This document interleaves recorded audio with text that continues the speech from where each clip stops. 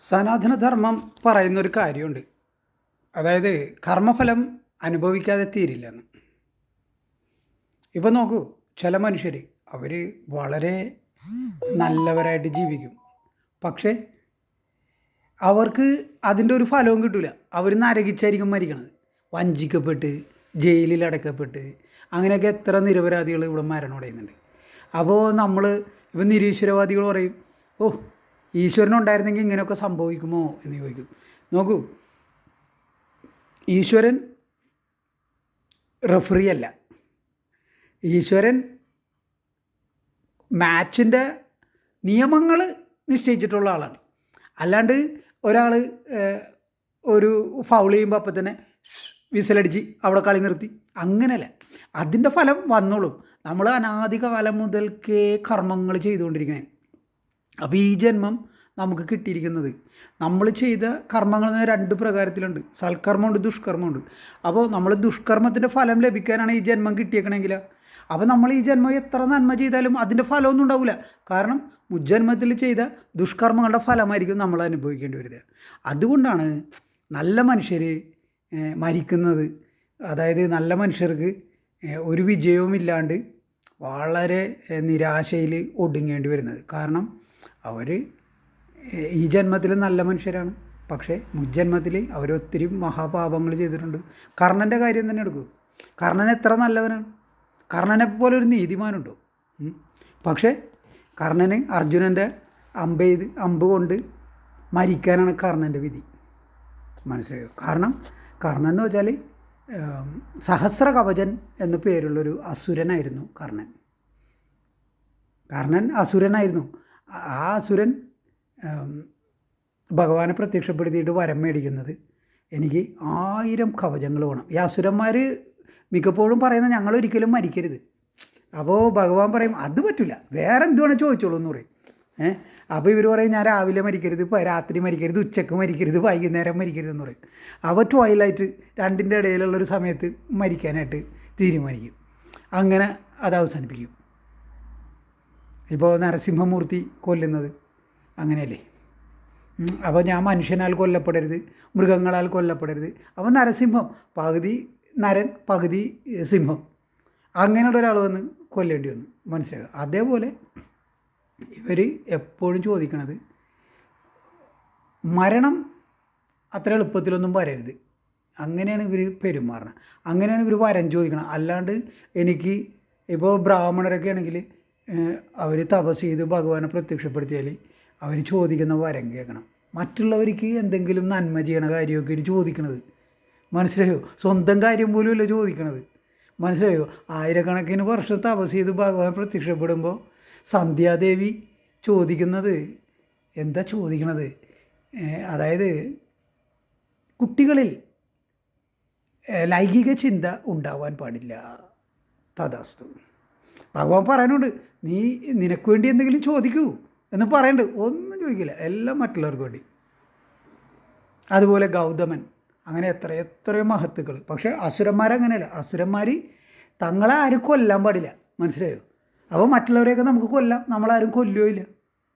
മനസ്സിലായോ? അങ്ങനത്തെ വരമാണ് അസുരന്മാർ ചോദിക്കണം. ഇപ്പോൾ ഒരുപാട് പേരുടെ കഥ പറയുന്നുണ്ട്. ഇപ്പോൾ മഹാബലി ഭയങ്കര മഹാനായിരുന്നു, പക്ഷേ മഹാബലി അസുരനായിരുന്നു. മഹാബലിക്കും ദേവേന്ദ്രൻ്റെ സ്ഥാനം തട്ടിയെടുക്കണമെന്നാണ്. മനസ്സിലായോ? ഇപ്പോൾ ഒരു മന്വന്തരം എന്ന് വെച്ചാൽ 72 ചതുർയുഗങ്ങൾ കഴിയുമ്പോഴാണ് ഒരു മന്വന്തരം ഉണ്ടാണ്. അപ്പോൾ ഒരു മന്വന്തരം എന്ന് പറയുമ്പോൾ മനു മാറി. ഇപ്പോഴത്തെ മനു വൈവസ്വത മനുവാണെന്നാണ് പറയുന്നത്. അപ്പോൾ മനു മാറും. മനു മാറുമ്പോൾ ദേവേന്ദ്രന് മാറും. അപ്പോൾ ആ മനുവിന് ഒരു ദേവേന്ദ്രൻ ഉണ്ട്. മനസ്സിലായി? ഇപ്പോൾ നമ്മളൊരു പോസ്റ്റ്, അയാൾ ഇത്ര നാൾ അവിടെ അയാൾ വർക്ക് ചെയ്യണമെന്നല്ലേ? ഇല്ലേ? അത് അയാളെ അപ്പം തന്നെ മാറ്റിയിട്ട് വേറെ ആളെ നിർത്താൻ പറ്റില്ലല്ലോ. കാരണം അയാൾ അതിനുള്ള കർമ്മം ചെയ്തിട്ടാണ് അത് നേടിയെടുത്തേക്കണത്. അപ്പം മഹാബലി ദേവേന്ദ്രന്മാർ എല്ലാ സ്ഥാനവും തനിക്ക് കിട്ടണം, ദേവന്മാരുടെ സ്ഥാനമൊക്കെ തനിക്ക് കിട്ടണം. ഇങ്ങനെ വിചാരിച്ചിരുന്ന ഒരു അഹങ്കാരിയായ അസുരനായിരുന്നു മഹാബലി. അതിനിപ്പോൾ വെള്ളപൂശി ഇപ്പോൾ വാമനൻ വില്ലനും മഹാബലി മഹാനുമാണെന്നാണ് ഇപ്പോൾ കമ്മ്യൂണിസ്റ്റുകാർ പറയുന്നത്. അതേപോലെ തന്നെ സുഡാപ്പികളും കുഞ്ഞാടുകളും. ഈ 3 കൂട്ടരും, കുഞ്ഞാടുകളും സുഡാപ്പികളും കമ്മ്യൂണിസ്റ്റും, ഈ 3 പേരും പറയുന്നത് വാമനൻ ചതിയൻ, മഹാബലി നല്ലവൻ, അതേപോലെ തന്നെ കർണൻ നല്ലവൻ, ശ്രീകൃഷ്ണൻ ചതിയൻ, പിന്നെ രാവണനും കുംഭകർണനും ഒക്കെ നല്ലവർ, രാമൻ മോശക്കാരൻ. ഇങ്ങനെ പറയുന്ന വിഡ്ഢികളാണ്. അതിൽ ഹിന്ദുക്കളും ചേർന്നിട്ടുണ്ട് കുറേ എണ്ണം. എന്താ ചെയ്യുക പോയി ഈ കഥയൊന്നും അറിയാണ്ട്. അനാദി എന്നുള്ള വാക്ക് മറക്കരുത്. അനാദി കാലം മുതൽക്കേ പ്രാണികൾ കർമ്മം ചെയ്തുകൊണ്ടേയിരിക്കണേ. അപ്പോൾ കർമ്മത്തിന് ഫലം ഉണ്ടാവും. നമ്മളൊരു വിത്തിട്ടാൽ അത് മുളച്ച് പൊട്ടി അതൊരു വൃക്ഷമായി മാറില്ലേ, അതുപോലെ തന്നെ നമ്മുടെ കർമ്മം അതിൻ്റെതായ സമയത്ത് അതിൻ്റെ ഫലം നമ്മളെ തേടി വരും. മനസ്സിലായി? അപ്പോൾ ഈ ജന്മത്തിൽ നമ്മൾ എന്താ പറയുക, ഒരുപക്ഷെ എത്ര സൽക്കർമ്മം ചെയ്താലും നമുക്ക് ദുഃഖം തന്നെ ആയിരിക്കും, പറയാൻ പറ്റില്ല. മനസ്സിലായോ? കാരണം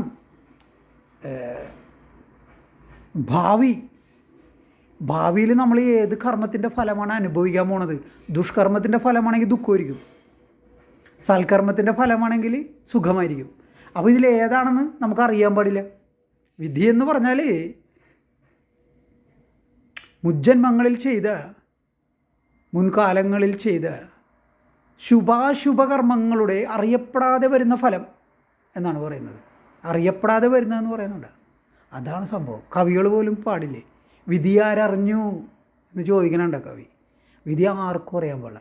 നാളെ ഞാൻ ജീവിച്ചിരിക്കും, നാളെ നിങ്ങൾ ജീവിച്ചിരിക്കും, നിങ്ങളുടെ സുഹൃത്ത് ജീവിച്ചിരിക്കും, നിങ്ങളുടെ മക്കൾ ജീവിച്ചിരിക്കും, ഭാര്യ ജീവിച്ചിരിക്കും, ആർക്കും അറിയാൻ പാടില്ല. അതൊക്കെ വിധിയാണ് അത് തീരുമാനിക്കുന്നത്. നമ്മൾ ജനിക്കുമ്പോൾ തന്നെ നമ്മൾ എങ്ങനെ ജീവിക്കും, എന്തെല്ലാം ദുഃഖത്തിലൂടെ നമ്മൾ കടന്നു പോകും, പിന്നെ എങ്ങനെ നമ്മുടെ മരണം സംഭവിക്കും, ദാരുണാന്ത്യം. എത്രയോ പേർക്ക് ദാരുണാന്ത്യം വരുന്നു. എത്രയോ പേർ ചെറുപ്പകാലത്ത് തന്നെ, ഇപ്പോൾ ഒരു നമ്മുടെ നാട്ടിലൊരു സിനിമ നടനുണ്ടായിരുന്നു, പോലീസ് വേഷങ്ങളൊക്കെ ചെയ്തു വരുന്ന ഒരു നല്ലൊരു നടനായിരുന്നു ആൾ. നല്ലൊരു നടനെ നമുക്ക് മലയാള സിനിമ കിട്ടിയെന്ന് ആലോചിക്കണമായിരുന്നു. അപ്പോൾ അയാൾ ഒരു സിനിമ ഷൂട്ടിങ്ങിൻ്റെ ഇടയിൽ പുഴയിൽ കുളിക്കാൻ പോയി മുങ്ങി മരിച്ചു. മനസ്സിലായോ? അപ്പോൾ അതിൻ്റെ പേരാണ് വിധി എന്ന് പറഞ്ഞത്.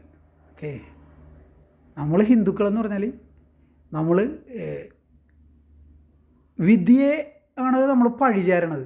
മറ്റുള്ളവരെ പഴിചാരില്ല, എല്ലാം സ്വയം കൃതം. നമ്മൾ തന്നെ ചെയ്ത കർമ്മങ്ങളുടെ ഫലമാണ് നമ്മൾ അനുഭവിക്കണമെന്നാണ് പറയുന്നത്. ഇങ്ങനെ ഒരു സിസ്റ്റം സനാതന ധർമ്മത്തിലല്ലാണ്ട് വേറൊരിടത്തില്ല. അതിൻ്റെ കാരണം ഈ മുജ്ജന്മങ്ങളെന്ന് പറയുന്ന സംഗതിയാണ്. നമ്മൾ പറയും ഈശ്വരൻ നീതിമാനാണ്. എന്താ പറയുക, ഈശ്വരൻ്റെ ഒരു ഡെഫിനിഷൻ എന്ന് പറഞ്ഞാൽ, ഒരു നിർവചനം എന്ന് പറഞ്ഞാൽ യൂണിവേഴ്സൽ ജസ്റ്റിസ്, പ്രപഞ്ചനീതി. അതായത് ഈ പ്രപഞ്ചത്തിലുള്ള പ്രാണികൾക്കെല്ലാം നീതി ഉറപ്പുവരുത്തുന്നവനാണ് ഈശ്വരൻ. അപ്പോൾ ഇപ്പോൾ ഞാനൊരു 10 പേരെ കൊന്നു, അല്ലെങ്കിൽ ഒരു 10 സ്ത്രീകളോട് മോശമായി ബലാത്കാരമൊക്കെ ചെയ്തു. അപ്പോൾ ഒരു സ്ത്രീനെ ബലാത്കാരം ചെയ്താൽ അതൊരു പുരുഷൻ അതറിയാൻ പറ്റില്ല, അവൾ അനുഭവിക്കുന്ന പ്രശ്നങ്ങൾ എന്തൊക്കെയാണെന്ന്. അത് നമ്മൾ അറിയണമെന്നുണ്ടെങ്കിൽ നമ്മൾ സ്ത്രീയായിട്ട് ജനിച്ച് ബലാത്സംഗം ചെയ്യപ്പെടണം. അപ്പോഴാണ് നമ്മളത് അറിയണത്. മനസ്സിലായോ? ഇപ്പം ഞാൻ പുരുഷനായിട്ട് ജനിച്ച് ഒരു സ്ത്രീനെ ബലാത്സംഗം ചെയ്താൽ അതിൻ്റെ കർമ്മഫലം എനിക്ക് അപ്പം അനുഭവിക്കാൻ പറ്റില്ല. കാര്യം നമ്മളെ പോലീസ് പിടിച്ച് ജയിലിലിടും, അതൊക്കെ വേറെ വിഷയം. അതൊന്നുമല്ല അതിൻ്റെ ഫലം. ഈശ്വരൻ്റെ ഒരു ഇതുണ്ട്. അതെന്ന് വെച്ചാൽ നമ്മൾ ചെയ്യുന്നതിൻ്റെ എന്താ പറയുക, every action has N equal and opposite reaction എന്ന് പറയില്ലേ, അതേപോലെ നമുക്ക് പണി കിട്ടിയിരിക്കും. അടുത്ത ജന്മത്തിൽ അല്ലെങ്കിൽ വേറെ ഏതെങ്കിലും ഒരു ജന്മത്തിൽ നമ്മൾ സ്ത്രീയായിട്ട് ജനിക്കുകയും നമ്മൾ ബലാത്സംഗത്തിന് ഇരയാവുകയും ചെയ്യും. അപ്പോൾ നമുക്ക് മനസ്സിലാവില്ല എന്തുകൊണ്ട് എനിക്കിത് സംഭവിച്ചു. അപ്പോൾ ബുദ്ധിയുള്ള മനുഷ്യർ പറയും ഇതെൻ്റെ വിധിയാണെന്ന് പറയും. ഞാൻ എപ്പോഴോ ഒരു മഹാഭാവം ചെയ്തിട്ടുണ്ട്, അതിൻ്റെ ഫലമാണ് ഞാൻ അനുഭവിക്കണമെന്ന് പറയും. മനസ്സിലായോ? അങ്ങനെ പറഞ്ഞ് ജീവിക്കുന്ന ആൾക്കാരാണ് ഹിന്ദുക്കൾ.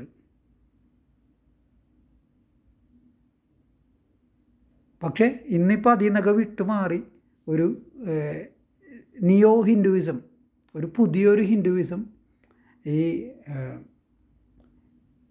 കള്ളസന്യാസിമാരും RSSൻ്റെ പിന്തുണയോടുകൂടി കള്ളസന്യാസിമാർ ഇപ്പോൾ മാർക്കറ്റിലേക്ക് ഇറക്കിയിട്ടുണ്ട്. അതാണ് ഇപ്പോഴത്തെ പിള്ളേർ മേടിച്ച് കഴിക്കുന്നത്. മനസ്സിലായോ? അത് കഴിച്ച് കഴിഞ്ഞാൽ അജീർണം വരും. അത് ശരിക്കുള്ള ഹിന്ദുസും അല്ല അത്. അതിൻ്റെ അകത്ത് യേശുവുണ്ട്, മറിയുണ്ട്, മുഹമ്മദ് ഉണ്ട്. ഈ കള്ളസ്വാമിമാരൊക്കെ യേശുവിനെയും മുഹമ്മദിനെയൊക്കെ പൊക്കി ഹിന്ദുവിൻ്റെ മുമ്പിൽ ഗാന്ധി ആവട്ടെ, നാണു ആവട്ടെ, എത്രയോ സന്യാസിമാർ, സോക്കോൾഡ് സന്യാസിമാരുണ്ട്, ശ്രീ രവിശങ്കർ ആവട്ടെ, ഇവരൊക്കെ യേശുവിൻ്റെ അളിയന്മാരാണ് എന്ന കാര്യം നിങ്ങൾ മറക്കരുത്. ഓക്കെ, യേശു എന്ന് പറഞ്ഞാൽ പരമപിശാചാണ്, കലിയാണ് യേശു. ഇത് കലിയുഗമാണ്. കലി എന്ന് പറഞ്ഞാൽ അവൻ ഒരുപാട് ഡെഫിനിഷൻ ഉണ്ടല്ലോ. ഇപ്പോൾ ദൈവത്തിന് ഒത്തിരി നിർവചനങ്ങളില്ലേ, അതുപോലെ പിശാചിനും ഒത്തിരി നിർവചനങ്ങളുണ്ട്. പിശാചെന്ന് പറഞ്ഞാൽ കൊലയാളിയാണ്, മർഡറാണ്. പക്ഷേ അത് മാത്രമല്ല, പിശാചെന്ന് പറഞ്ഞാൽ നുണയനാണ്, നുണ മാത്രം പറയത്തുള്ളൂ. അങ്ങനെ ഒരുപാട് നിർവചനങ്ങൾ പിശാചിനുണ്ട്. യേശു പറയുന്നുണ്ടല്ലേ, he was murderer from the beginning, അവൻ ആദ്യം മുതലേ കൊലയാളിയായിരുന്നു എന്ന് പറയുന്നുണ്ടല്ലേ. പക്ഷേ അത് പറയുന്നത് യോഹന്നാൻ്റെ പുസ്തകം 8-ാം അധ്യായം 44-ാം വാക്യത്തിലാണ്. അവിടെ യേശു പറയുന്നത്, അത് ആ 8-ാം അധ്യായം 44-ാം വാക്യം തുടങ്ങുന്നത് തന്നെ you belong to your father the devil, അങ്ങനെ പറഞ്ഞിട്ടാണ് തുടങ്ങുന്നത്. അപ്പോൾ അതിനു മുമ്പ് തന്നെ യഹൂദർ യേശുവോട്, ഇതൊരു തർക്കമാണ്, യോഹന്നാൻ്റെ പുസ്തകം 8-ാം അധ്യായം. അവിടെ യേശുവിനോട് യഹൂദർ പറയുന്നുണ്ട്, we have only one father God, ഞങ്ങൾക്കൊരു പിതാവേ ഉള്ളൂ, ദൈവം എന്ന് പറയുന്നുണ്ട്. ആ യഹൂദരോടാണ് യേശു പറഞ്ഞത് you belong to your father the devil എന്ന്. നിങ്ങളുടെ പിതാവ്, നിങ്ങളുടെ തന്ത പിശാചാണ് എന്ന് പറയുന്നത്. കാർത്തിക് ഇത്ര നാൾ സംസാരിച്ചിട്ട് അങ്ങനെ പറഞ്ഞിട്ടുണ്ടോ? ഇല്ലല്ലോ. നമ്മൾ മനുഷ്യന്മാരാണ്. ക്രിസ്ത്യാനിയായാലും മുസ്ലിമായാലും യഹൂദനായാലും ഹിന്ദു ആയാലും സിഖുകാരനായാലും ജൈനനായാലും ബുദ്ധനായാലും ആരായാലും മനുഷ്യരാണ്. നമ്മുടെ തന്ത പിശാചല്ല, മനസ്സിലായോ? പിശാച് തന്തയായിട്ടുള്ളത് യേശു മാത്രമേ ഉള്ളൂ. യേശുവിൻ്റെ അച്ഛനാണ് പിശാച്. പക്ഷെ അത് യേശു തന്നെയാണ്. ഒന്ന് ആലോചിച്ച് നോക്കണേ. യേശു പറയണേ, ഞാനും എൻ്റെ പിതാവും ഒന്നാണെന്നാണ് പറയണത്. എൻ്റെ പിതാവ് എൻ്റെ ഉള്ളിലും ഞാൻ പിതാവിൻ്റെ ഉള്ളിലുമാണെന്നാണ് പറയണത്. അപ്പോൾ പിന്നെ പിതാവെന്ന് പറഞ്ഞാൽ ആരാണ്? പിതാവെന്ന് പറഞ്ഞാൽ മാതാവിൻ്റെ ഗർഭത്തിന് ഉത്തരവാദി. നമ്മൾ ഗർഭസ്ഥ ശിശുവായിട്ടിരിക്കുന്ന സമയത്ത് ആ ഗർഭത്തിൽ ആ ബീജം നിക്ഷേപിച്ചത് ആരാണോ അയാളാണ് പിതാവ്. മനസ്സിലായോ? അപ്പോൾ യേശു പറഞ്ഞ എന്താണ്? നിങ്ങളുടെ പിതാവ് പിശാചാണെന്നാണ് പറയണം. നിങ്ങൾ നിങ്ങളുടെ പിതാവായ പിശാചിൽ നിന്നുള്ളവരാണ് യേശു പറയുന്നത്. അതേ നാവുകൊണ്ട് തന്നെ യേശു യഹൂദരോട് തന്നെ പറഞ്ഞിട്ടുണ്ട്, നിങ്ങളാരെയും ഭൂമിയിൽ പിതാവെന്ന് വിളിക്കരുത്. എന്തുകൊണ്ടെന്നാൽ നിങ്ങൾക്കൊരു പിതാവേ ഉള്ളൂ, സ്വർഗസ്വനായ പിതാവ്. എന്നിട്ട് അതേ നാവ് തന്നെ പറഞ്ഞു, നിങ്ങളുടെ പിതാവ് പിശാചാണെന്ന്. അപ്പോൾ സ്വർഗസ്ഥനായ പിതാവ് എന്ന് പറഞ്ഞാൽ പിശാചാണെന്ന് മനസ്സിലായില്ലേ? പിശാച് സ്വർഗത്തിലാണോ പാതാളത്തിലാണോ? അപ്പോൾ സ്വർഗസ്ഥനായ പിതാവല്ല യേശുവിൻ്റെ പിതാവ്, പാതാളത്തിൽ നിന്നാണ് യേശു വന്നേക്കണമെന്നാണ് അതിൽ നമ്മൾ മനസ്സിലാക്കേണ്ടത്. യേശു തന്നെ പറയുന്നുണ്ടല്ലോ, no one knows where this wind is coming from and no one knows where it is going. ഈ കാറ്റ് എവിടെ നിന്നാണ് വരുന്നതെന്നോ എങ്ങോട്ടേക്കാണ് പോകുന്നതെന്നോ ആർക്കും അറിയില്ല. യേശുവിൻ്റെ ഡയലോഗാണ്. എന്നാൽ അതേ നാവ് വെച്ച് തന്നെ യേശു പറയുന്നുണ്ട്, സ്വർഗത്തിൽ നിന്ന് ഇറങ്ങി വന്ന ജീവനുള്ള അപ്പം ഞാനാകുന്നു. അപ്പോൾ യേശു സ്വർഗത്തിൽ നിന്ന് ഇറങ്ങി വന്നതാണെന്ന് യേശു തന്നെ പറയണ്ടല്ലോ. പിന്നെ എന്തിനാണ് യേശു ഞാൻ എവിടെ നിന്നാണ് വന്നേക്കണേന്ന്? ഈ കാറ്റ്, അവിടെ കാറ്റെന്ന് പറഞ്ഞാൽ യേശു തന്നെയാണ്, യേശുവാകുന്ന കാറ്റ് എവിടെ നിന്നാണ് വന്നേക്കണേന്ന് ആർക്കും അറിയാൻ പാടില്ല, എങ്ങോട്ടാണ് പോകണേന്ന് ആർക്കും അറിയാൻ പാടില്ല. യേശു പറഞ്ഞെന്താണ്? ഞാൻ സ്വർഗത്തിൽ നിന്ന് വന്നു, തിരിച്ച് സ്വർഗത്തിലേക്ക് തന്നെ പോകുന്നു എന്നാണ് പറഞ്ഞത്. പിതാവിൻ്റെ അടുക്കൽ നിന്ന് വന്നു, തിരിച്ച് പിതാവിൻ്റെ അടുക്കലേക്ക് പോകുന്നു, അങ്ങനെയാണ് യേശു പറഞ്ഞിട്ടുള്ളത്. എന്നിട്ട് പിന്നെ ഞാൻ എവിടെ നിന്നാണ് വരുന്നതെന്ന് ആരും അറിയില്ല എന്ന് പറയുമ്പോൾ ഈ പിതാവിരിക്കണ സ്വർഗത്തിലല്ല എന്നല്ലേ അതിൻ്റെ അർത്ഥം അല്ലേ? ഇതിൽ ഏറ്റവും വലിയ തമാശ എന്താ പറയുക? യേശു നമ്മളോട്, മനുഷ്യരോട് പറയണേ, നിങ്ങൾ ആരെയും പിതാവെന്ന് വിളിക്കരുത്, നിങ്ങൾക്കൊരു പിതാവേ ഉള്ളൂ, സ്വർഗസ്ഥനായ പിതാവ്. നമുക്ക് എന്ന് വെച്ചാൽ പിതാവ് എന്ന് വെച്ചാൽ അമ്മയുടെ കെട്ടിയവനാണ് പിതാവ്, മനസ്സിലായോ? അതാണ് ഒരു മനുഷ്യന് അഴക്. പക്ഷേ യേശുവിന് അങ്ങനെ ആയിരുന്നില്ല. യേശുവിൻ്റെ അമ്മയുടെ കെട്ടിയവൻ്റെ പേര് ജോസഫ് എന്നായിരുന്നു. അയാൾ പക്ഷേ യേശുവിൻ്റെ പിതാവായിരുന്നില്ല. അപ്പോൾ സ്വന്തം പിതാവല്ലാത്ത ഒരാളെ ഡാഡി ഡാഡി എന്ന് വിളിച്ച് വളർന്ന ആളാണ് യേശു. മനസ്സിലായി? അയാളുടെ ചിലവിലാണ് ജീവിച്ചത്. സ്വന്തം അച്ഛൻ്റെ വിയർപ്പിൽ നിന്ന് ഭക്ഷണം കഴിച്ച് വളരുന്നതാണ് മക്കൾക്ക് അന്തസ്സ്. യേശു അങ്ങനെയല്ല, കണ്ടവൻ്റെ ചിലവിൽ ജീവിച്ച് വളർന്നവനാണ് യോസഫ്. യോസഫിന് പോലും അറിയാൻ പാടില്ലായിരുന്നു ഇങ്ങനെ ഒരു സംഭവം നടന്നിട്ടുണ്ടെന്ന്. മറിയ ഗർഭിണിയായിരുന്നു. മനസ്സിലായോ? മറിയ യോസഫിനെ കെട്ടുമ്പോൾ മറിയയുടെ ഉള്ളിൽ യേശു ഒളിച്ചിരിപ്പുണ്ടായിരുന്നു. യോസഫിനെ അറിയില്ലായിരുന്നു. പിന്നെ ബൈബിളിൽ എഴുതി വെച്ചിട്ടുണ്ട് എന്തെന്ന്, മത്തായിയുടെ പുസ്തകം 1-ാം അധ്യായം 18-ാം വാക്യത്തിൽ she was found to be with the child of the holy spirit. This is how the birth of Jesus Christ came about. His mother Mary was engaged to a man called Joseph. But before they came together, she was found to be with the child of the Holy Spirit. അങ്ങനെ പറയണം. 1-ാം അധ്യായം മത്തായിയുടെ പുസ്തകം 1-ാം അധ്യായം 18-ാം വാക്യം. അതായത് അവൻ്റെ അമ്മയായ മറിയം അവളുടെ ഭർത്താവായിരുന്ന യോസഫിൻ്റെ പ്രതിശ്രുത വധുവായിരിക്കുക. കല്യാണം കഴിച്ചിട്ടില്ലേ? പ്രതിശ്രുത വധുവായിരിക്കുക. Before they came together. എന്നാൽ അവർ സഹവസിക്കും മുമ്പ് ഗർഭിണിയായി, പരിശുദ്ധാത്മാവിനാൽ ഗർഭിണിയായി കാണപ്പെട്ടു. നോക്കൂ, നമുക്ക് ഇന്നത്തെ സിസ്റ്റം സയൻസ് ഒക്കെ, മോഡേൺ സയൻസ് വെച്ചിട്ട് ഒരു ഗർഭസ്ഥ ശിശുവിൻ്റെ പോലും DNA എടുത്തിട്ട് നമുക്ക് കണ്ടുപിടിക്കാം ആ കുട്ടിയുടെ അപ്പനാരാണെന്ന്. മനസ്സിലായി? പക്ഷെ അന്ന് അങ്ങനെയൊന്നുമില്ല. അപ്പോൾ പിന്നെ ഈ മറിയ പരിശുദ്ധാത്മാവിനാൽ ഗർഭിണിയായി കാണപ്പെട്ടു എന്ന് ബൈബിള് പറയുന്ന കള്ളമല്ലേ?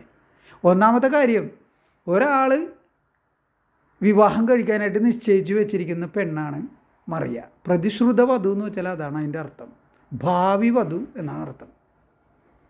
അപ്പോൾ അങ്ങനെയുള്ള ഒരു സ്ത്രീയെ അയാളുടെ അറിവോ സമ്മതമോ കൂടാതെ ഗർഭിണിയാക്കുകയാണ് ചെയ്യുന്നത്. മനസ്സിലായോ? ആരുടെ അറിവോ സമ്മതമോ കൂടാതെ? ഈ മറിയയെ കല്യാണം കഴിക്കാനിരുന്ന യോസഫിൻ്റെ അറിവോ സമ്മതമോ കൂടാതെ മറിയയെ ഗർഭിണിയാക്കുന്നു. എന്നിട്ട് ബൈബിളിൽ എങ്ങനെയാണ് അത് എഴുതിയേക്കണത്? ഇവർ സഹവസിക്കും മുമ്പ്, പക്ഷേ വിവാഹ സമ്മതം കഴിഞ്ഞിട്ട്, എന്നാൽ ഇവർ സഹവസിക്കും മുമ്പ് പരിശുദ്ധാത്മാവിനാൽ മറിയ ഗർഭിണിയായി കാണപ്പെട്ടു. ഇത് ആര് കണ്ടു? ഇനി അത് കണ്ടാൽ തന്നെ ഒരു സ്ത്രീ, പണ്ടത്തെ കാലത്ത് ഒരു സ്ത്രീ ഗർഭിണിയായിട്ട് കണ്ടാൽ അത് പരിശുദ്ധാത്മാവിനാലാണ് അവൾ ഗർഭിണിയായിക്കണമെന്ന് ആർക്കെങ്കിലും പറയാൻ പറ്റുമോ? പിന്നെ ഒരാൾക്ക് വിവാഹം ചെയ്യാൻ ഉറപ്പിച്ചു വെച്ചേക്കണ പെണ്ണ്, വിവാഹ സമ്മതം എന്ന് വെച്ചാൽ എന്താണ് നമുക്കറിയാൻ പാടില്ല. വിവാഹ സമ്മതം അത് അന്നും ഇന്നുമൊക്കെ ഒരേ ഇത് തന്നെയാണ്. വിവാഹത്തിന് സമ്മതിക്കുന്നു. അതായത് 4 പേരുടെ മുമ്പിൽ വെച്ച് ഞാൻ ഈ ചേട്ടനെ കല്യാണം കഴിക്കാൻ ഞാൻ എന്താ പറയുക, ഞാൻ സമ്മതിക്കുന്നു എന്ന് പെണ്ണും പറയും. ഞാൻ ഇവളൊക്കെ കല്യാണം കഴിക്കാനായിട്ട് ഞാനും സമ്മതിക്കുന്നു. അപ്പോൾ പരസ്പര സമ്മതം, അതാണ് വിവാഹ സമ്മതം എന്ന് പറഞ്ഞത്. അപ്പോൾ തന്നെ മനസ്സുകൊണ്ട് യോസഫിൻ്റെ ഭാര്യയായി കഴിഞ്ഞു. മനസ്സിലായോ? എന്നിട്ട് അന്യൻ്റെ ഭാര്യയെ മോഹിക്കാൻ പാടില്ല എന്ന് പറഞ്ഞിട്ട് 10 കൽപ്പനയിൽ യോസഫിൻ്റെ ഭാര്യനെ ഗർഭിണിയാക്കിയ ഈ സ്പിരിറ്റ് എങ്ങനെ ഹോളി സ്പിരിറ്റ് ആവും? ചെയ്യുന്ന കർമ്മം ഹോളി ആണെങ്കിലല്ലേ ഹോളി സ്പിരിറ്റ് എന്ന് പറയാൻ പറ്റുള്ളൂ. ചെയ്യുന്ന കർമ്മം ഈവിളാണെങ്കിൽ ഈവിൾ സ്പിരിറ്റ് എന്നല്ലേ പറയേണ്ടത്, അല്ലേ? പക്ഷേ ഈവിളായിട്ടുള്ളൊരു കർമ്മം, പക്ക ഈവിള് ആയിട്ടുള്ളൊരു കർമ്മം ഒരു സ്പിരിറ്റ് ചെയ്യുന്നു. പക്ഷേ അതിനെ ഇൻട്രൊഡ്യൂസ് ചെയ്യുന്നത് ഹോളി സ്പിരിറ്റ് എന്നും പറഞ്ഞു. നിങ്ങളിത് വിശ്വസിക്കുക. സംഭവം ഈ സ്പിരിറ്റിൻ്റെ കയ്യിലിരിപ്പ് മഹാ ഊളത്തരമാണ്, പക്ഷേ ഇത് ഹോളി സ്പിരിറ്റാണ്. മനസ്സിലായില്ലേ? ഇപ്പോൾ മലമ്പാരി എറിയുന്നവനെ പരിശുദ്ധനായ ദൈവം എന്ന് ക്രിസ്ത്യാനികൾ വിളിക്കുന്നില്ലേ? അതുപോലെ തന്നെയാണ് ഈ കൂതറ സ്പിരിറ്റിനെ ഹോളി സ്പിരിറ്റ് എന്ന് വിളിക്കുന്നത്. യോസഫിൻ്റെ ഭാര്യ, യോസഫ് കല്യാണം കഴിക്കാൻ വേണ്ടി തീരുമാനിച്ചു വെച്ചിരിക്കുന്ന ഭാര്യ, പെണ്ണ്, അവളെ യോസഫിൻ്റെ അറിവോ സമ്മതമോ കൂടാതെ ഗർഭിണിയാക്കണേ. എന്നിട്ട് എഴുതിയിരിക്കുന്നത് അവൾ പരിശുദ്ധാത്മാവിനാൽ ഗർഭിണിയായി കാണപ്പെട്ടു എന്നാണ്. അത് തന്നെ കള്ളമാണ്, പക്ക കള്ളമാണ് അത് പറയണത്. മനസ്സിലായോ? മാത്രമല്ല ഈ ലൂക്കായുടെ പുസ്തകം, ഇത് മത്തായിയുടെ പുസ്തകമല്ല, ലൂക്കായുടെ പുസ്തകത്തിലാണെങ്കിൽ ഇവളെ ഗർഭിണിയാക്കുന്നതിന് മുമ്പേ, മറിയെ ഗർഭിണിയാക്കുന്നതിന് മുമ്പേ കർത്താവിൻ്റെ മാലാഖ മറിയയുടെ മുമ്പിൽ പ്രത്യക്ഷപ്പെട്ടു. എന്നിട്ട് വിവരങ്ങളൊക്കെ പറയുന്നുണ്ട്. മറിയ, നീ സ്ത്രീകളിൽ അനുഗ്രഹിക്കപ്പെട്ടവളാവുന്നു, നീ ഒരു കുഞ്ഞിനെ പ്രസവിക്കും, അവൻ ദൈവത്തിൻ്റെ പുത്രൻ എന്ന് വിളിക്കപ്പെടും എന്നൊക്കെ പറയുന്നുണ്ട്. മനസ്സിലായോ? പക്ഷേ ഇതൊക്കെ ബൈബിളിൽ എഴുതി വെച്ചേക്കണേ. അതാണ് നിങ്ങൾ മനസ്സിലാക്കേണ്ടത്. ഇത് ശരിക്കും സംഭവിച്ച കാര്യമേ അല്ല. കാരണം നമുക്ക് ലോജിക്കലായിട്ട് സംസാരിക്കാമല്ലോ. അങ്ങനെ ശരിക്കും സംഭവിച്ചിട്ടുണ്ടെങ്കിൽ, ഇപ്പോൾ ഒരു സ്ത്രീ മറ്റൊരാളുടെ കല്യാണം കഴിക്കാൻ തീരുമാനിച്ചേക്കും, അപ്പോൾ തന്നെ ദൈവത്തിൻ്റെ മാലാഖ വന്നിട്ട് പറഞ്ഞു, നിന്നെ ഞാൻ തിരഞ്ഞെടുത്ത്, എൻ്റെ പുത്രൻ്റെ തള്ളയാവാൻ വേണ്ടി നിന്നെ ഞാൻ തിരഞ്ഞെടുത്ത്, നീ സ്ത്രീകളിൽ അനുഗ്രഹിക്കപ്പെട്ടവളാവുന്നു, നീ ദൈവത്തിൻ്റെ കുഞ്ഞിനെ നീ പ്രസവിക്കുമെന്ന് പറയണേ. ഈ സംഭവം ആ സ്ത്രീക്ക് അങ്ങനെ അവൾ ഓക്കെ സമ്മതിച്ചു എന്നും പറഞ്ഞാൽ അവൾ ഗർഭിണിയാവണേ. അങ്ങനെ ഗർഭിണിയായി കഴിഞ്ഞാൽ അവൾക്ക് അറിയാൻ പറ്റില്ല ഈ കുഞ്ഞിൻ്റെ തന്ത ദൈവമാണെന്ന് അറിയാൻ പറ്റൂലേ? അറിയാൻ പറ്റൂലേ? അവൾക്കത് എന്തെങ്കിലും മറക്കാൻ പറ്റുമോ? മറക്കാൻ പറ്റുമോ? ഒരിക്കലും മറക്കാൻ പറ്റില്ല. അങ്ങനെയാണെങ്കിൽ മറിയ എന്തിനാണ് യേശുവിന് വട്ടായി പോയെന്ന് പറയുന്നത്? എന്തിനാണ്? അവൻ്റെ സുബോധം നഷ്ടപ്പെട്ടിരുന്നു എന്ന് അവൻ്റെ അമ്മയും ബന്ധുക്കളും വിചാരിച്ചു എന്ന് എഴുതിക്കണ്ട മാർക്കോസിൻ്റെ പുസ്തകത്തിൽ. മനസ്സിലായോ? യേശുവിൻ്റെ സ്വബോധം നഷ്ടപ്പെട്ടു, യേശുവിനെ പിടിച്ച് വീട്ടിലോട്ട് കൊണ്ടുപോകാമെന്ന് പറഞ്ഞ് മറിയം ബന്ധുക്കളും കൂടി വന്ന് യേശുവിനെ കാണാൻ. അപ്പോൾ യേശുവിൻ്റെ ജനനത്തിന് മുമ്പ് തന്നെ യേശു വലിയ ദൈവത്തിൻ്റെ മോനാണെന്ന് മറിയൊക്കെ അറിയാമായിരുന്നെങ്കിൽ മറിയ ഒരിക്കലും ഇങ്ങനെ ചിന്തിക്കില്ലായിരുന്നു യേശുവിന് ഭ്രാന്തായിട്ടാണ് ഇങ്ങനെ റോട്ടിൽ നിന്നൊക്കെ ഞാൻ ദൈവത്തിൻ്റെ പുത്രനാണ്, സ്വർഗരാജ്യം സമീപിച്ചിരിക്കുന്നു, എല്ലാവരും വരുവിൻ എന്നൊക്കെ പറയുന്നത്. മനസ്സിലായോ? പിന്നെ യേശുവിന് 12 വയസ്സുള്ളപ്പോൾ തന്നെ യേശുവിനെ കാണാണ്ടാവുന്നുണ്ടല്ലോ. അപ്പോൾ കുറേ ദിവസമൊക്കെ അവിടെ ഇവിടെയൊക്കെ ചർച്ചക്കാരുടെ അടുത്തൊക്കെ അന്വേഷിച്ചിട്ട് കണ്ടെത്തിയില്ല. ലാസ്റ്റ് വന്ന് നോക്കുമ്പോൾ ജെറുസലേമിൽ സുനഗോഗിൻ്റെ മുമ്പിലിരുന്നിട്ട് അവിടുത്തെ റബ്ബി ഉണ്ടല്ലോ, ഗുരുക്കന്മാർ, ഇവരുടെ ഈ ഉസ്താദുക്കളെന്ന് പറയില്ലേ നമ്മുടെ ഇസ്ലാമിക പണ്ഡിതന്മാർ, അതേപോലെ യഹൂദ പണ്ഡിതന്മാർ, കംപ്ലീറ്റ് പൊട്ടത്തരമാണ് ഇവർ പറയണത്. പണ്ഡിതനെന്ന് വിളിക്കാൻ തന്നെ പാടില്ല. പക്ഷേ നമ്മുടെ കള്ളസ്വാമിമാരൊക്കെ ഇവരെ പണ്ഡിതന്മാരെന്നാണ് വിളിക്കുന്നത്. മനസ്സിലായോ? എന്ത് പറയാനാണ് പോയി. അപ്പോൾ അങ്ങനെയുള്ള പണ്ഡിതന്മാരായിട്ട് യേശു സംസാരിച്ച് അവരുടെ ചോദ്യങ്ങൾക്ക് കൃത്യമായിട്ട് മറുപടി കൊടുത്തുകൊണ്ടിരുന്നു 12 വയസ്സുള്ളപ്പോൾ. അപ്പോൾ ഹീറോ ആയി. 12 വയസ്സിൽ തന്നെ യേശു ഹീറോ ആയി. അപ്പോൾ മറിയം യോസഫും കൂടി വന്നു. എൻ്റെ മറിയുടെ ഒരു ഡയലോഗ് ഉണ്ട്, മകനെ ഞാനും നിൻ്റെ പിതാവും എത്രമാത്രം വിഷമിച്ചു നിന്നെ കാണാതെ എന്ന് പറയുന്നുണ്ട്. മനസ്സിലായോ? അപ്പോൾ അതിൻ്റെ അർത്ഥം എന്താണ്? മറിയയുടെ വിചാരം യേശുവിൻ്റെ പിതാവ് യോസഫാണെന്നല്ലേ അതിൻ്റെ അർത്ഥം മനസ്സിലാക്കേണ്ടത്. കാരണം മറിയ അങ്ങനെയല്ല പറയണത്. മറിയ പറഞ്ഞ എന്തെന്നാണ് യേശുവിൻ്റെ അടുത്ത് ഞാനും നിൻ്റെ പിതാവ് എന്ന് പറഞ്ഞാൽ യോസഫിനെ ചൂണ്ടിക്കാണിച്ചുകൊണ്ടാണ് പറയണത്. 12 വയസ്സുള്ള യേശുവിനെ നോക്കൂ. അമ്മ ഏത് പുരുഷനെ ചൂണ്ടിക്കാണിച്ചിട്ടാണോ നിങ്ങളോട് പിതാവ് എന്ന് പറയുന്നത്, അച്ഛൻ എന്ന് പറയുന്നത്, അയാളാണ് അച്ഛൻ. മനസ്സിലായോ? ഇന്നിപ്പോൾ DNA ഒക്കെ ഉണ്ട്, DNA ടെസ്റ്റിലൂടെയൊക്കെ നമുക്ക് മനസ്സിലാക്കാം. പക്ഷേ പണ്ട് കാലത്ത് മനസ്സിലാക്കിയിരുന്നത് അമ്മ പറഞ്ഞിട്ടാണ്. ഇപ്പോഴും നമ്മൾ അങ്ങനെ തന്നെയാണ്. DNA ടെസ്റ്റൊക്കെ നടത്തേണ്ടി വരുന്ന ഗതി കിട്ടാണ്ട് വരുമ്പോഴാണ്. മനസ്സിലായോ? പിഴച്ച സ്ത്രീകൾ ഗർഭിണിയാണ്, വിവാഹമില്ലാണ്ടൊക്കെ ഗർഭിണി ആയി കഴിയുമ്പോഴാണ് DNA ടെസ്റ്റൊക്കെ നടത്തേണ്ടി വരുന്നത്. അല്ലെങ്കിൽ ബലാത്സംഗത്തിലൂടെ ഗർഭിണിയായത്, അങ്ങനെയൊക്കെയാണ്. സാധാരണഗതിയിൽ വിവാഹം ചെയ്ത് അതിനുശേഷം ഒരു 10 മാസമൊക്കെ കഴിഞ്ഞ് പ്രസവിക്കുമ്പോൾ DNA ടെസ്റ്റിൻ്റെ ഒന്നും ആവശ്യമില്ല. മനസ്സിലായോ? പക്ഷേ ഇവിടെ മറിയ പറയുന്നത്, യേശുവിനോട് പറയുന്നത്, മോനെ നീ ഞാനും നിൻ്റെ പിതാവും യോസഫിനെ കാണിച്ചിട്ടുണ്ട്. അപ്പോൾ മറിയയുടെ അടുത്ത് ഈ ഗബ്രിയേൽ വന്നു. ഗബ്രിയേൽ വന്നിട്ട് എല്ലാം പ്രത്യക്ഷനായി. കർത്താവിൻ്റെ മാലാഖ വന്നിട്ട് മറിയനോട് യേശുവിൻ്റെ ജനന വിവരമൊക്കെ അറിയിക്കുന്നു എന്നൊക്കെ എഴുതി വച്ചിരിക്കുന്ന കള്ളമല്ലേ? കാരണം ഇതായിട്ട് കോൺട്രഡിക്റ്റ് ചെയ്യാണല്ലോ. പല സന്ദർഭങ്ങളിലും ഉണ്ട്. മനസ്സിലായോ? ഇവിടെ മാത്രമല്ല. കാരണം ഇനിയിപ്പം ഓർക്കുക, ഇപ്പോൾ എന്താ പറയണത്? മത്തായിയുടെ പുസ്തകം 1-ാം അധ്യായം 25-ാം വാക്യം എന്താ പറയണത്? ഇതിനെക്കുറിച്ച് ഞാൻ ഇന്നലെ സംസാരിച്ചു. അതായത് യേശു ജനിക്കുന്നത് വരെ യോസഫ് മറിയയുമായി ശാരീരിക ബന്ധത്തിൽ ഏർപ്പെട്ടില്ല. ജനിക്കുന്നത് വരെ. അതായത് ഇപ്പോൾ പറയണമെങ്കിൽ ഞാൻ 10-ാം ക്ലാസ്സിൽ പഠിക്കണത് വരെ ഞാൻ സിഗരറ്റ് വലിച്ചിട്ടില്ല എന്ന് പറയുമ്പോൾ ഞാൻ 10-ാം ക്ലാസ്സിലായപ്പോൾ ഞാൻ സിഗരറ്റ് വലിക്കാൻ തുടങ്ങി എന്നാണ് അതിൻ്റെ അർത്ഥം. എന്ന് പറഞ്ഞ പോലെ യേശു ജനിക്കുന്നത് വരെ യോസഫ് മറിയയായിട്ട് ലൈംഗിക ബന്ധത്തിൽ ഏർപ്പെട്ടില്ല എന്ന് പറഞ്ഞാൽ അതിനർത്ഥം യേശു ജനിച്ചതിന് ശേഷം യോസഫ് മറിയയുമായിട്ട് ശാരീരിക ബന്ധത്തിൽ ഏർപ്പെട്ടു. മാത്രമല്ല പല സ്ഥലത്തും, ഇപ്പോൾ ഗലീലയിൽ കാന എന്നും പറഞ്ഞൊരു സ്ഥലമുണ്ട്, കാനായിലെ കല്യാണം, അവിടെ യേശുവിൻ്റെ സഹോദരങ്ങളുണ്ട്. മനസ്സിലായോ? യേശുവിൻ്റെ അമ്മയും സഹോദരങ്ങളും അവിടെ ഉണ്ടെന്ന് പറയുന്നുണ്ട്. അപ്പോൾ യേശുവിന് സഹോദരങ്ങളുണ്ടെന്ന് പറയുന്നുണ്ട്. അത് യോഹന്നാൻ്റെ പുസ്തകത്തിൽ തന്നെയാണ് അത് പറയുന്നത്, 2-ാം അധ്യായത്തിൽ. പിന്നെ യോഹന്നാൻ്റെ പുസ്തകം 7-ാം അധ്യായം തുടങ്ങണ തന്നെ അവൻ്റെ സഹോദരങ്ങൾ പോലും, ഈവൺ ഇസ് ബ്രദേഴ്സ്, അതായത് അവൻ്റെ സഹോദരങ്ങൾ പോലും എന്ന് പറഞ്ഞാൽ അത് സഹോദരങ്ങൾ തന്നെയാണ്. അപ്പോൾ ഈ സഹോദരങ്ങൾ എങ്ങനെ ഉണ്ടായി? അതാണ് മത്തായിയുടെ പുസ്തകത്തിൽ 1-ാം അധ്യായം 25-ാം വാക്യം പറയുന്നില്ലേ, യേശു ജനിക്കുന്നത് വരെ യോസഫ് സെക്സ് ചെയ്തില്ല, അവൻ ജനിച്ചു കഴിഞ്ഞപ്പോൾ സെക്സ് ചെയ്തു. അങ്ങനെ ജനിച്ചതാണ് ഈ സഹോദരങ്ങൾ. മനസ്സിലായോ? അങ്ങനെ 6-7 പേരുടെ പേര് ബൈബിളിൽ തന്നെ പറയുന്നുണ്ട്. മാർക്കോസിൻ്റെ പുസ്തകം 3-ാം അധ്യായത്തിലോ 2-ാം അധ്യായത്തിലോ അത് പറയുന്നുണ്ട്. ഇവൻ ആ തച്ചൻ്റെ മകനല്ലേ, യോസഫിൻ്റെ മകൻ. പിന്നെ ഇവൻ്റെ സഹോദരന്മാർ യോന, പിന്നെ ശിമയോൻ, അങ്ങനെയൊക്കെ പേരും പറയുന്നുണ്ട്. യാക്കോബ്, ഇവരൊക്കെ നമ്മുടെ കൂടെ ഇല്ലേ, നമ്മുടെ ഇടയിൽ തന്നെ ഇല്ലേ എന്ന് പറയുന്നുണ്ട്. മനസ്സിലായോ? അപ്പോൾ യേശുവിന് സഹോദരന്മാരുണ്ടായിരുന്നു. അതായത് മറിയ വേറെ ആണുങ്ങളെയും പെണ്ണുങ്ങളെയും ഒക്കെ പ്രസവിച്ചിട്ടുണ്ടായിരുന്നു, ആൺകുട്ടികളെയും പെൺകുട്ടികളൊക്കെ. മനസ്സിലായോ? പക്ഷേ ക്രിസ്ത്യാനികൾ ഇപ്പോഴും മറിയ നിത്യകന്യകയാണെന്നാണ് പറഞ്ഞു പരത്തുന്നത്. നിത്യകന്യകയായ പരിശുദ്ധ മറിയമേ എന്ന് പറഞ്ഞാൽ ഇവർ ഇപ്പോഴും പ്രാർത്ഥന ചൊല്ലിക്കൊണ്ടിരിക്കുന്നത്. മനസ്സിലായോ? ഇപ്പോൾ നമ്മളെ ഫ്രാങ്കോ ബിഷപ്പ്, മറ്റേ പഞ്ചാബിലെ കിടുക്കാച്ചി ബിഷപ്പ്, അയാളൊരു കന്യാസ്ത്രീനെ 13 പ്രാവശ്യം റേപ്പ് ചെയ്തു എന്ന് പറയണില്ലേ? ഒരു കന്യാസ്ത്രീ എന്ന് പറഞ്ഞല്ലോ. അപ്പോൾ 13 പ്രാവശ്യം ഇത് റേപ്പ് ചെയ്യണോ? ഒരു സ്ത്രീയുടെ കന്യകത്വം നഷ്ടപ്പെടാൻ വേണോ? ഒരു പ്രാവശ്യം റേപ്പ് ചെയ്താൽ പോരെ? അപ്പോൾ തന്നെ അവളുടെ കന്യക അല്ലാണ്ടായി. എന്നാലും ഇപ്പോഴും നമ്മുടെ മാധ്യമങ്ങളൊക്കെ കന്യാസ്ത്രീ എന്നാണ് അവളെ വിളിക്കുന്നത്. അത് തെറ്റാണ്. അതേപോലെ തന്നെയാണ് ഈ മറിയ നിത്യകന്യകയാണെന്ന് പറയണത്. മറിയക്ക് ഒത്തിരി കുട്ടികളുണ്ടായിരുന്നു. പക്ഷേ വിചിത്രമെന്ന് പറയട്ടെ, യോസഫിൻ്റെ സന്തതി പരമ്പര ആദം മുതൽ യോസഫ് വരെ എന്നിട്ട് മറിയെന്ന് പിന്നെ യേശുവിലോട്ടാണ് സന്തതി പരമ്പര മാറണത്. സത്യം പറഞ്ഞാൽ യേശു യോസഫിൻ്റെ മകനല്ല.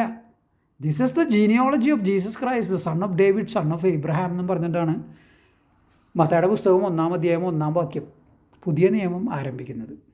പക്ഷേ അത് അവസാനിക്കണം എങ്ങനെയാണ് നോക്കൂ, ആ ജീനിയോളജി അവസാനിക്കുന്നത്. ഇയാളുടെ മകനായിരുന്നു യോസഫ്. യേശുവിൻ്റെ അമ്മയായ മറിയത്തിൻ്റെ ഭർത്താവായിരുന്നു എന്നാണ് പറഞ്ഞത്, അല്ലാണ്ട് യേശുവിൻ്റെ പിതാവായിരുന്നു എന്നല്ല.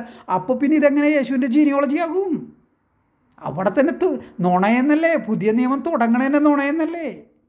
ഇങ്ങനൊരു പുസ്തകത്തിൽ, ഇത് നുണ പുസ്തകമാണ് ഇത് ബൈബിള്. മനസ്സിലായോ? അപ്പോൾ അങ്ങനെ യോസഫിൻ്റെ ശരിക്കുള്ള തായ് വഴി എന്ന് പറഞ്ഞാൽ ഈ മറിയ പ്രസവിച്ച മറ്റ് യേശുവിൻ്റെ സഹോദരങ്ങളുണ്ടല്ലോ, അവരാണ്.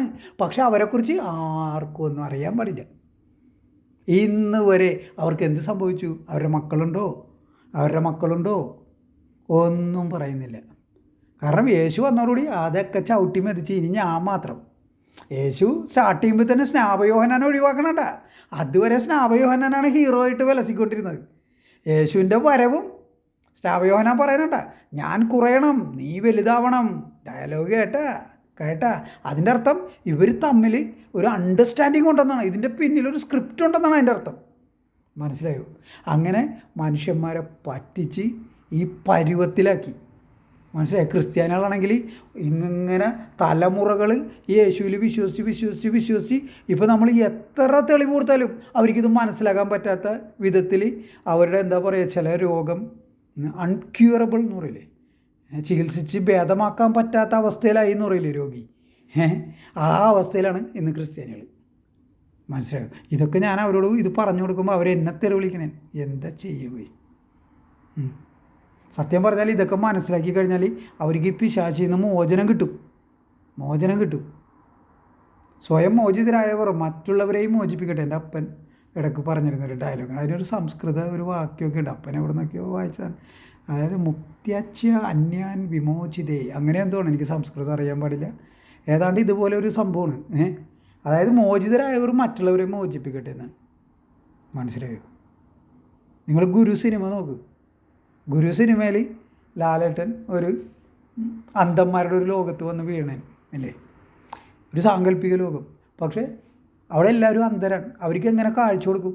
അത് കാഴ്ച കൊടുക്കണത് ഈ മോഹൻലാൽ ക്യാരക്ടർ സ്വയം അന്ധനായി മാറും. എന്നിട്ട് അയാൾ തന്നെ ഈ അന്ധതയ്ക്കുള്ള കാരണം അതിൻ്റെ അകത്ത് മോചനവും കണ്ടുപിടിക്കും. എന്നിട്ട് അയാൾ കാഴ്ച നേടും. അപ്പോഴാണ് അയാൾക്ക് മറ്റുള്ളവരെ രക്ഷിക്കാൻ പറ്റുന്നത്. മനസ്സിലായോ? അത് തന്നെയാണ് ഈ സ്വയം മോചിതരായവർ മറ്റുള്ളവരെ മോചിപ്പിക്കട്ടെ എന്ന ഋഷിവചനം. അപ്പോൾ കാർത്തിക് എന്തായാലും ഈ കലി എന്ന് പറയുന്ന യേശു പരമപിശാച്, അവൻ്റെ അടുത്തുനിന്ന് മോചനം നേടി. ഞാൻ ക്രിസ്ത്യാനി ആയിരുന്നവനാണ്, മനസ്സിലായോ? പക്ഷേ അവൻ്റെ അടുത്ത് മോചനം കിട്ടി. എൻ്റെ അപ്പൻ്റെ അനുഗ്രഹത്താൽ ഞാൻ ഈ പരമപിശാചിൽ ഞാൻ രക്ഷപ്പെട്ടു. അപ്പോൾ പിന്നെ ഞാൻ എന്താ ചെയ്യേണ്ടത്? ഈ പിശാചിൻ്റെ പിടിയിൽ പെട്ട് കിടക്കുന്ന മനുഷ്യരെ എങ്ങനെയെങ്കിലും കരകയറ്റണ്ടേ. നിങ്ങളൊരു കാര്യം മനസ്സിലാക്കൂ, നിങ്ങളുടെ മരണസമയത്ത് കാർത്തികൻ്റെ സ്വരം നിങ്ങളുടെ കാതിൽ കേട്ടിരിക്കും പോയി. കാരണം ഞാനിത് നിങ്ങളോട് പറഞ്ഞിരുന്നല്ലോ എന്ന വിചാരമുണ്ടാവും നിങ്ങൾക്കപ്പോൾ. അത് യേശുവിൻ്റെ ഇതിൽ മരിക്കുന്ന ആൾക്കാർ പാതാളത്തിലേക്കായിരിക്കും പോകുന്നത്. മനസ്സിലായോ? യേശുവിൻ്റെ കസ്റ്റഡിയിലാവും. കാരണം യേശുവേ എന്നും പറഞ്ഞിട്ടാണല്ലോ മരിക്കണത്. ഏതൊരു ചിന്തയുമായിട്ടാണോ മനസ്സ് ശരീരത്തെ വിട്ടു പോകുന്നത്, ആ ചിന്തയുമായി മനസ്സ് ഇഴുകിച്ചേരും എന്നാണ് പറയുന്നത്. സനാതനധർമ്മമാണ് ഇത് പറയുന്നത്. മനസ്സിലായോ? അപ്പോൾ യേശുവേ എന്നും പറഞ്ഞ് മരിച്ചു കഴിഞ്ഞാൽ നിങ്ങൾ മരണസമയത്ത് യേശുവിൻ്റെ ശരിക്കുള്ള പൈശാച രൂപം നിങ്ങൾ കാണും. അപ്പോൾ കാർത്തിക് നേരത്തെ പറഞ്ഞിരുന്നതാണല്ലോ ഇവൻ പിശാചാണെന്ന്, എനിക്ക് രക്ഷപ്പെടാം, അന്നേരം തന്നെ രക്ഷപ്പെടായിരുന്നു, പക്ഷേ ഞാനത് വിശ്വസിച്ചില്ലല്ലോ എന്ന വിചാരം നിങ്ങൾ നിരാശ ഇടയാക്കും. മനസ്സിലായോ? യുക്തിപൂർവമായിട്ട് നമുക്ക് കാര്യങ്ങൾ മനസ്സിലാക്കാവുന്നതേ ഉള്ളൂ. മനസ്സിലായോ? അതായത് ഇപ്പോൾ നമ്മൾ ഈ ഭൂമി ഉരുണ്ടതാണെന്ന് അറിയണമെങ്കിൽ നമ്മൾ ചന്ദ്രനിൽ പോയെന്ന് ഭൂമിയുടെ ഫോട്ടോ എടുക്കേണ്ട ആവശ്യമൊന്നുമില്ല. അല്ലാണ്ട് തന്നെ ഇവിടെ ഇരുന്നുകൊണ്ട് തന്നെ മനുഷ്യർ മനസ്സിലാക്കി ഇത് ഉരുണ്ടതാണെന്ന്. മനസ്സിലായോ? ഇപ്പോൾ നമുക്ക് ബഹിരാകാശത്തു നിന്നുള്ള ചിത്രങ്ങളൊക്കെ ഉണ്ട്, നാസയുടെ ചിത്രങ്ങളൊക്കെ ഉണ്ട്. അതൊക്കെ കണ്ടാൽ തന്നെ നമുക്കറിയാം ഭൂമി ഉരുണ്ടതാണെന്ന്, അല്ലേ? അല്ലെങ്കിൽ നമ്മൾ വിമാനത്തിൽ എന്താ പറയുക, ഒരു 10 കിലോമീറ്റർ ഹൈറ്റിൽ പറക്കുമ്പോൾ നമുക്ക് ചെറുതായിട്ട് കാണാം ഇതിങ്ങനെ ഉരുണ്ടാണ്ടിരിക്കുന്നതെന്ന്. മനസ്സിലായോ? അപ്പോൾ നമുക്ക് നഗ്നനേത്രങ്ങൾ കൊണ്ട് കാണാം. പ്രത്യക്ഷ തെളിവുള്ളപ്പോൾ അനുമാനങ്ങൾ സ്വീകരിക്കേണ്ട ആവശ്യമില്ല എന്ന് പറയുമല്ലോ. അപ്പോൾ ഇപ്പോൾ നമുക്ക് ഉറപ്പായി, 100% ഉറപ്പായി. പക്ഷേ ഈ പ്രത്യക്ഷ തെളിവില്ലാതെ, അതായത് 10 കിലോമീറ്റർ ദൂരെ മുകളിലേക്ക് പോകാതെ തന്നെ മനുഷ്യന്മാർ കണ്ടുപിടിച്ച് ഈ ഭൂമി ഉരുണ്ടതാണെന്ന്. അതല്ലേ കഴിവ്. അപ്പോൾ അതെങ്ങനെ കണ്ടുപിടിച്ചു? പ്യുവർ ലോജിക്, വെറും യുക്തിയുടെ ബലം കൊണ്ടാണ്. ഞാനിപ്പോൾ ഇവിടെ നിന്ന് സംസാരിക്കാൻ സ്വിറ്റ്സർലൻഡിൻ്റെ മാപ്പാണ് ഈ കാണുന്നത് പിന്നിൽ. അവിടെ നിന്ന് ഞാൻ സംസാരിക്കുന്നു, നിങ്ങളെവിടെയൊക്കെ ഇരിക്കുന്നു. ചിലപ്പോൾ നിങ്ങൾ അമേരിക്കയിലായിരിക്കാം, കാനഡയിലായിരിക്കാം, അല്ലെങ്കിൽ ഇംഗ്ലണ്ടിലായിരിക്കാം, അല്ലെങ്കിൽ നമ്മുടെ നാട്ടിലായിരിക്കാം. പക്ഷെ അത് കേൾക്കുന്നില്ലേ? ഇല്ലേ? അപ്പോൾ ഈ ലോകം എത്ര ചെറുതായി. ഇപ്പോൾ നിങ്ങൾ എൻ്റെ മുറിയിൽ എൻ്റെ മുമ്പിലിരിക്കുമ്പോൾ ഞാൻ നിങ്ങളോട് സംസാരിക്കണം, ആ സ്വരത്തിലാണ് ഞാൻ സംസാരിക്കണം. പക്ഷേ 10,000-കണക്കിന് മൈലുകൾ ദൂരെയാണെങ്കിലും നിങ്ങൾ എൻ്റെ സ്വരം തൊട്ടടുത്തിരിക്കുന്ന പോലെ കേൾക്കുന്നില്ലേ? അതിൻ്റെ കാരണം യുക്തിയാണ് കാരണം, വിശ്വാസമല്ല. ഇതാണ് നിങ്ങൾ മനസ്സിലാക്കേണ്ടത്. നമ്മൾ മുന്നോട്ട് നയിക്കുന്നത് നമ്മുടെ യുക്തിബലമാണ്, വിശ്വാസമല്ല. സനാതനധർമ്മം പഠിപ്പിക്കുന്നത് എങ്ങനെയാണ്? ഇപ്പോൾ ഭഗവത്ഗീത മുഴുവനും ഭഗവാൻ ഉപദേശിച്ചു കൊടുത്തു അർജുനന്. എന്നിട്ട് അവസാനം പറയാനല്ല, ഞാൻ ഇത്രയും കാര്യങ്ങളൊക്കെ നിന്നോട് പറഞ്ഞു, ഇനി ശരി ഏത് തെറ്റേതെന്ന് നീ സ്വയം തീരുമാനിച്ച് നിൻ്റെ വഴിയിലോട്ട് പോകാൻ, നിൻ്റെ വഴി നീ തീരുമാനിക്കുക. മനസ്സിലായോ? അതുപോലെ തന്നെ സനാതനധർമ്മത്തിൽ പറയുന്നുണ്ട്, ഒരു വ്യക്തി പറയുന്നത്, അവൻ ഒരു ബാലനായിരുന്നാലും ഒരു ചെറിയ കുട്ടിയാണെങ്കിലും അവൻ പറയുന്ന കാര്യത്തിൽ യുക്തിയുണ്ടെങ്കിൽ അത് നമ്മൾ സ്വീകരിക്കണം. സത്യത്തിൻ്റെ ആധാരം എന്ന് പറയുന്നത് യുക്തിയാണ്. മനസ്സിലായോ? യുക്തിയിലൂടെയാണ് നമ്മൾ സത്യത്തിൽ എത്തിച്ചേരണത്. ഇപ്പോൾ ഭൂമി ഉരുണ്ടതാണെന്ന് ഭൂമിയിലിരുന്നുകൊണ്ട് നമുക്ക് കാണാൻ പറ്റുമോ? ഭൂമിയിൽ നിന്ന് നോക്കുമ്പോൾ നമ്മൾ പരന്നാണ് കാണുന്നത്, ഭൂമി ഇല്ലേ? പക്ഷേ ഭൂമി ഇരുന്നുകൊണ്ട് തന്നെ നമ്മൾ ഭൂമി ഉരുണ്ടതാണ് കണ്ടുപിടിച്ചില്ലേ? ആ സത്യം, ഭൂമി ഉരുണ്ടതാണെന്ന സത്യം നമ്മൾ അറിഞ്ഞില്ലേ? എങ്ങനെ അറിഞ്ഞു? അത് ക്യാമറ വെച്ചല്ല, യുക്തിബലം കൊണ്ടാണ്. ഇനി ക്യാമറ ഉണ്ടാക്കുന്നത് യുക്തിബലം കൊണ്ടാണ്. ഇതിൽ 10 കിലോമീറ്റർ ഉയരത്തിൽ നമ്മൾ പോകുന്നത് യുക്തിബലം കൊണ്ടാണ്. മനസ്സിലായോ? അപ്പോൾ നമ്മൾ മുന്നോട്ട് നയിക്കുന്നത് മനുഷ്യരായ നമ്മളെ നെക്സ്റ്റ് ലെവലിലോട്ട് കൊണ്ടുപോകുന്നത് നമ്മുടെ യുക്തിയാണ്, വിശ്വാസമല്ല. വിശ്വാസം കൊണ്ട് മനുഷ്യന്മാർ പല ഗ്രൂപ്പായി, മുസ്ലിങ്ങൾ, ക്രിസ്ത്യാനികൾ, യഹൂദരെന്ന് പറയും, തമ്മി തല്ലും, കൊലയും, ഈ വിഡ്ഢിത്തങ്ങൾ പറയുന്ന ഉസ്താദുക്കളും ഇതൊക്കെ ഉള്ളൂ. അല്ലാണ്ട് വിശ്വാസം കൊണ്ട് നമുക്ക് യാതൊരു നേട്ടമില്ല, നമുക്ക് നാശം മാത്രമേ ഉള്ളൂ. വിശ്വാസം നമുക്ക് നൽകുന്നത് ജഡങ്ങളാണ്, ജീവനില്ലാത്ത ജഡം, അത് മാത്രമാണ് നൽകണത്. മനസ്സിലായോ? മറ്റുള്ളവനെ ധ്വംസിക്കാനും അവനെ വെറുക്കാനും, നീ മുസ്ലിം ആണെങ്കിൽ നീ ക്രിസ്ത്യാനികളെ യഹൂദരെയും വെറുക്കുക, നീ യഹൂദനാണെങ്കിൽ നീ ക്രിസ്ത്യാനികളെ മുസ്ലിങ്ങളെയും വെറുക്കുക. ഇതല്ലാണ്ട് ഈ വിശ്വാസം കൊണ്ട് എന്തേലും പ്രയോജനമുണ്ടോ? മനുഷ്യരെ തമ്മിൽ വെറുക്കുക എന്നല്ലാണ്ട് യാതൊരു പ്രയോജനമില്ല. യുക്തിയാണ് സത്യം. സത്യം നമ്മൾ തിരിച്ചറിയുന്നത് ഇപ്പോൾ ഭൂമി ഉരുണ്ടതാണെന്നുള്ള സത്യവും ഭൂഗുരുത്വ ആകർഷണ ബലമുണ്ടെന്നുള്ള സത്യവും അങ്ങനെ ഒത്തിരി ഒത്തിരി സത്യങ്ങൾ നമ്മളറിയുന്നത് നമ്മുടെ യുക്തിബലത്തിൽ നിന്നാണ്. വിശ്വാസം നമുക്കൊന്നും തന്നിട്ടില്ല. കഷ്ടപ്പാടും ദുരിതവും അല്ലാണ്ട് വിശ്വാസം നമുക്കൊന്നും തന്നിട്ടില്ല. വിശ്വാസമല്ല, യുക്തിയാണ് വലുത്. സനാതനധർമ്മം അങ്ങനെ തന്നെ പറഞ്ഞു. ഒരു കൊച്ചുകുട്ടിയാണ് നിങ്ങളോട് കാര്യം പറയണമെങ്കിലും അവൻ പറയുന്നതിൽ യുക്തിയുണ്ടെങ്കിൽ അത് സ്വീകരിക്കണം. എന്നാൽ യുക്തിയില്ലാതെ സംസാരിക്കണം ബ്രഹ്മദേവനാണെങ്കിലും അത് തൃണം പോലെ നിങ്ങളത് തള്ളിക്കളയണമെന്നാണ് പറഞ്ഞേക്കണം. എന്താ ഡയലോഗ്! അപ്പോൾ സനാതനധർമ്മം വിശ്വാസം അല്ല അത് പ്രൊമോട്ട് ചെയ്യണത്, അത് യുക്തി തന്നെയാണ് പ്രൊമോട്ട് ചെയ്യുന്നത്. അപ്പോൾ യഥാർത്ഥ യുക്തിവാദികൾ എന്ന് വെച്ചാൽ സനാതനധർമ്മിയാണ് യുക്തിവാദി. മറ്റവർ നിരീശ്വരവാദികൾ ഇപ്പോൾ പറയുന്ന യുക്തിവാദികളാണെന്നാണ്. അങ്ങനെ പറയാൻ പാടില്ല. അവർ നിരീശ്വരവാദികളാണ്, യുക്തിവാദികളല്ല. അവരെ നമ്മൾ യുക്തിവാദി എന്ന് പറഞ്ഞാൽ നമ്മൾ നിരീശ്വരവാദിയായി. കാരണം അവർ പറയുന്നത് യുക്തിയാണ്, സത്യമാണ് എന്നാണ് നമ്മൾ പറയുന്നത്. അവർ ഈശ്വരനില്ല എന്ന് പറയുന്ന ഒരു മനുഷ്യനെ യുക്തിവാദി എന്ന് നമ്മൾ വിളിക്കുമ്പോൾ അവൻ ഈശ്വരനില്ല എന്ന് പറയുന്നതിലാണ് യുക്തിയുള്ളത് എന്ന് നമ്മൾ സമ്മതിക്കണം. അൺവിറ്റിംഗ്ലി, അറിഞ്ഞുകൊണ്ടല്ല, അറിയാതെ തന്നെ നമ്മൾ സമ്മതിക്കണേ. മനസ്സിലായോ? അങ്ങനെയാണ് എൻ്റെ പോക്ക്. അപ്പോൾ യുക്തിയാണ് എല്ലാത്തിനും കാരണം. ഓക്കെ, നമുക്കിപ്പോൾ ഒരു അസുഖം വന്നു കഴിഞ്ഞാൽ നമ്മൾ ഡോക്ടറിൻ്റെ അടുത്താണ് പോണത്. അല്ലാണ്ട് നേരെ കൊച്ചിനെ എടുത്തുകൊണ്ട് അമ്പലത്തിലല്ല പോണത്, അല്ലെങ്കിൽ മോസ്കിലല്ല പോണത്, അല്ല പള്ളിയിലല്ല പോണത്. ഡോക്ടറിൻ്റെ അടുത്താണ് കൊണ്ടുപോകണത്. കാരണം ഡോക്ടറിൻ്റെ അടുത്ത് മരുന്നുണ്ട്. പള്ളിയിൽ പോയാൽ നമുക്ക് മരുന്ന് കിട്ടുമോ? അമ്പലത്തിൽ പോയാൽ മരുന്ന് കിട്ടുമോ? പിന്നെ വലിയ വലിയ സംഭവങ്ങൾ, വലിയ ആക്സിഡൻറ്റും അല്ലെ ബ്രെയിൻ ട്യൂമറും അങ്ങനെയുള്ള മഹാരോഗങ്ങളൊക്കെ ഉണ്ടല്ലോ, അത് ഓപ്പറേറ്റ് ചെയ്ത് കഴിയുമ്പോൾ ഡോക്ടർ പുറത്തേക്ക് ഇറങ്ങിയിട്ട് വന്നിട്ട് പറയും എന്നാൽ കഴിയുന്നത് ഞാൻ ചെയ്ത്, ഇനിയെല്ലാം ദൈവത്തിൻ്റെ കയ്യിലാണെന്ന് പറയും. അപ്പോൾ നമ്മൾ അമ്പലത്തിൽ പോകും. മനസ്സിലായി? അത് വേറെ വിഷയം. അത് എന്താ പറയുക, മുങ്ങിച്ചാകുന്നവന് വൈക്കോൽ തുരുമ്പെന്ന് പറയില്ലേ, അതുപോലെ പോണേണ്. പിന്നെ അങ്ങനെ പോകുന്ന ആൾക്കാരെ ഭഗവാൻ ഇഷ്ടവുമല്ല. എന്ന് വെച്ചാൽ പ്രത്യേകിച്ച് അങ്ങനെ ഇഷ്ടക്കേടുണ്ടെന്ന് അവരെ കണ്ടു കഴിഞ്ഞാൽ ഓടിക്കും, അങ്ങനെയല്ല. ഇപ്പോൾ ചോയ്സാണ്. ഇപ്പോൾ അങ്ങനെ കാര്യം കാണാൻ വേണ്ടി അമ്പലത്തിൽ പോകുന്ന ഭഗവത് പൂജ ചെയ്യുന്ന ആൾക്കാരുണ്ട്. അവർ ആർത്തന്മാരെന്നാണ് വിളിക്കണം. മനസ്സിലായോ? അതും ഭഗവാന്റെ ഭക്തൻ തന്നെയാണ്, ഭഗവാൻ ഇഷ്ടം തന്നെയാണ്. പക്ഷേ അവരെക്കാളൊക്കെ ഭഗവാനെ ഏറ്റവും ഇഷ്ടം ജ്ഞാനിയായ ഭക്തനെയാണ്. ശിവചിന്തനം ചെയ്യുന്ന ഭക്തനെയാണ് ഭഗവാൻ ഇഷ്ടം. ശിവനെക്കുറിച്ച് ചിന്തിക്കുന്ന ഭക്തൻ, അതായത് എൻ്റെ അപ്പനെ പോലെയുള്ള ഭക്തൻ. മനസ്സിലായോ? അപ്പൻ ത്രിപുണ്ടൂടില്ല, ഒന്നുകൂടില്ല, പക്ഷേ മനസ്സ് നിറച്ചും ശിവനാണ്. അതാണ് അതിൻ്റെ സംഭവം. മനസ്സിലായോ? ആന്തരികവും ബാഹ്യവും രണ്ട് തരം ഭക്തിയുണ്ട്. ബാഹ്യഭക്തിയിൽ അഴുക്കുപുരളാം. ആന്തരികമായ ഭക്തി എന്ന് പറഞ്ഞാൽ ശുദ്ധ ഭക്തിയാണത്, പരിശുദ്ധമായ ഭക്തിയാണ്. മനസ്സിലായോ? അപ്പോൾ ഇതൊക്കെ നമ്മൾ മനസ്സിലാക്കണം സനാതനധർമ്മം പഠിക്കുമ്പോഴാണ്. ഈ ഭക്തിയുടെ വകഭേദങ്ങൾ അതെന്തൊക്കെയാണ്? ഈ ഭക്തി എന്നുള്ള വാക്ക് തന്നെ ബൈബിളിലില്ല. ദൈവത്തിനെ ഭയപ്പെടാനാണ് പറയണത്. നിങ്ങൾ ദൈവത്തിനെ ഭയപ്പെടണമെന്നാണ് പറയണത്. നമ്മൾ ചെകുത്താനെയാണ് നമ്മൾ ഭയപ്പെടേണ്ടത്. ഈശ്വരനെ നമ്മൾ ഭയപ്പെടേണ്ട യാതൊരു കാര്യവുമില്ല.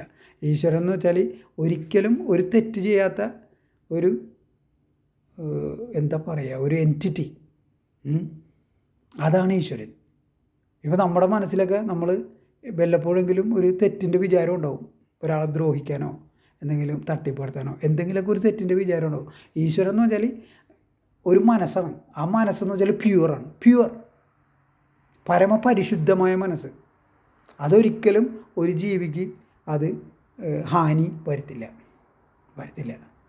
എന്ന് വെച്ചാൽ ഇപ്പം ശിവനെ നോക്കുമ്പോൾ ശിവനിൽ തൃശ്ശൂലുണ്ട്.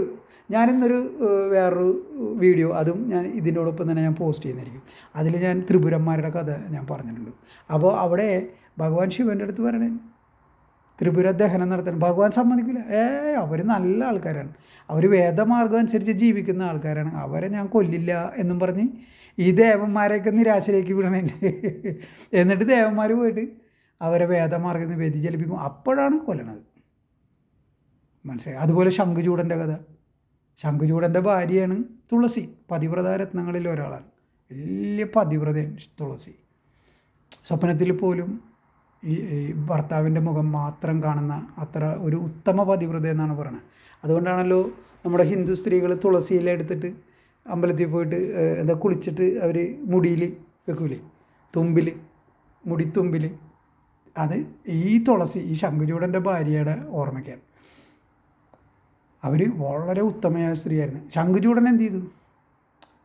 ശംഖുചൂടൻ വരം മേടിക്കണേ.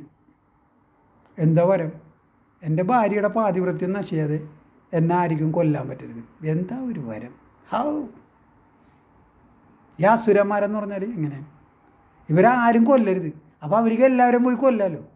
അങ്ങനത്തെയുള്ള വിഡ്ഢി കൂട്ടങ്ങളാണ് ഇവർ, അസുരന്മാരെന്ന് പറഞ്ഞാൽ. മനസ്സിലായോ? അപ്പോൾ ശംഖുചൂടൻ ഇങ്ങനെ വരം കിട്ടിയതോടുകൂടി ഇവരുടെ പാതിവൃത്യമാണെങ്കിൽ ആർക്കും നശിപ്പിക്കാൻ പറ്റില്ല. ഇവർ ഭയങ്കര പാതിവ്രതയാണ് ഇവർ. പിന്നെ ഇവരുടെ പാതിവൃത്യം എങ്ങനെ നശിപ്പിക്കും? നടക്കാത്ത കാര്യമാണത്. അപ്പോൾ എല്ലാവരും ദേവന്മാരെയൊക്കെ ഉപദ്രവിക്കാൻ തുടങ്ങി. ദേവന്മാരെ ഉപദ്രവിക്കാൻ വേണ്ടിയിട്ടാണ് ഈ അസുരന്മാർ ഈ വരം മേടിച്ചെടുക്കണത് തന്നെ. അവർക്കൊരൊറ്റ ലക്ഷ്യമുള്ളൂ, ദേവന്മാരെ ദ്രോഹിക്കുക. ദാനവൻ എന്ന് വെച്ചാൽ ദേവശത്രു എന്നാണ് പറയണത്. ദേവന്മാരെ ശത്രുക്കളാണ് അസുരന്മാർ. അപ്പോൾ ഇങ്ങനെ ഒരുപാട് പ്രശ്നം ദേവന്മാർക്ക് കിട്ടിക്കഴിയുമ്പോൾ ദേവന്മാർ ഗത്യന്തരമില്ലാതെ മഹാവിഷ്ണുവിൻ്റെ അടുത്ത് വരും. മഹാവിഷ്ണു അവരെ ശിവൻ്റെ അടുത്ത് എത്തിക്കും. അപ്പോൾ ശിവൻ ശംഖുചൂടനെ വധിച്ച് നിങ്ങൾക്ക് ഞാൻ ശംഖുചൂടനെ കൊണ്ടുള്ള പ്രശ്നം ഞാൻ തീർത്തു തരാമെന്ന് പറയാൻ ഭഗവാൻ. അങ്ങനെ ഭഗവാൻ എന്താ പറയുക, ഭഗവാന്റെ ഭൂതഗണങ്ങളും ഗണനായകന്മാരും ഒക്കെ ആയിട്ട് സൈന്യവുമായിട്ട് ശംഖുചൂടൻ്റെ നാട്ടിലോട്ട് പോണേ, യുദ്ധം ചെയ്യാൻ വേണ്ടി പോണേ ശംഖുചൂടൻ്റെ നാട്ടിലോട്ട്. അപ്പോൾ ശംഖുചൂടൻ്റെ രാജ്യം എന്ന് പറഞ്ഞാൽ ഒരു നദിയുണ്ട്. ആ നദി ക്രോസ് ചെയ്ത് കഴിഞ്ഞാൽ ശംഖുചൂടൻ്റെ രാജ്യമായി. ആ നദി എന്ന് വെച്ചാൽ ആ രാജ്യത്തിൻ്റെ ബോർഡറാണ്. അപ്പോൾ ഭഗവാൻ എന്ത് ചെയ്യും? ഈ നദിയുടെ ഇക്കരെ വന്ന് നിൽക്കും. അക്കരെ പോവില്ല, ശംഖുചൂടൻ്റെ നാട്ടിൽ പോവില്ല. ഇക്കരെ വന്ന് നിന്നിട്ട് ദൂതനെ വിടണേ. എന്ത് കുലീനമായ പെരുമാറ്റം എന്നറിയോ? അല്ലാണ്ട് ഓടിച്ചാടി ഈ യഹോവനെ പോലെ നിന്നെ ഞാൻ കൊല്ലും, നിന്നെ വെട്ടും, നിൻ്റെ ശവം ഞാൻ പട്ടിക്കിട്ട് കൊടുക്കും, അങ്ങനെയൊന്നുമല്ല. മനസ്സിലായോ? എല്ലാം നല്ല ക്ലീനായിട്ടാണ് പെരുമാറ്റം. ദൂതനെ വിട്ടിട്ട് പറയണേ. ദൂതൻ പറയണെന്താ ശംഖുചൂടനോട്? ഭഗവാൻ അവിടെ വന്നിരിപ്പുണ്ട്, യുദ്ധത്തിന് തയ്യാറായിട്ട് വന്നേക്കണേ, പരമശിവനാണ് വന്നിരിക്കുന്നത്. ഓക്കെ, അപ്പോൾ നിങ്ങളോട് യുദ്ധം ചെയ്യാൻ ഭഗവാന് താല്പര്യമില്ല. ഭഗവാന് ദേവന്മാരുടെ കാര്യം നടത്തി കൊടുക്കണം എന്ന കാര്യം മാത്രമേ ഉള്ളൂ. ദേവന്മാർ ഭഗവാനെ സവിനയം അയച്ചേക്കണം. എങ്ങനെ പറയണം? സവിനയം ആണല്ലോ, വളരെ വിനയത്തോടുകൂടി ഭഗവാനെ താണുകേണ അപേക്ഷിച്ച് കൊണ്ടുവന്നേക്കണേ. മനസ്സിലായോ? അപ്പോൾ ഭഗവാൻ പറയണതാണ്. അല്ലാണ്ട് വാടാ യുദ്ധത്തിന് വാടാ വെല്ലുവിളിയൊന്നുമില്ല, ഒന്നുമില്ല. വളരെ മാന്യമായിട്ട് നിങ്ങൾ ദേവന്മാരെ ഉപദ്രവിക്കുന്നതിൽ നിന്ന് നിങ്ങൾ പിന്മാറൂ. എനിക്ക് നിങ്ങളെ കൊല്ലണമെന്ന് യാതൊരു താല്പര്യമില്ല.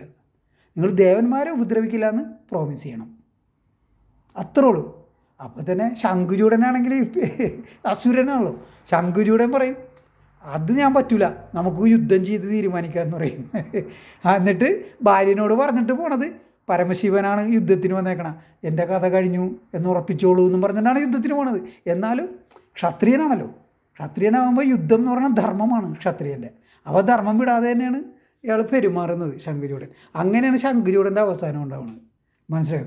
അപ്പോഴും നമ്മളാ കഥയെന്ന് മനസ്സിലാക്കണം എന്താണ്? സാമധാന ഭേദദണ്ഡം. അല്ലാണ്ട് ചാടിക്കയറി വെട്ടലും കൊല്ലലും ഒന്നുമില്ല.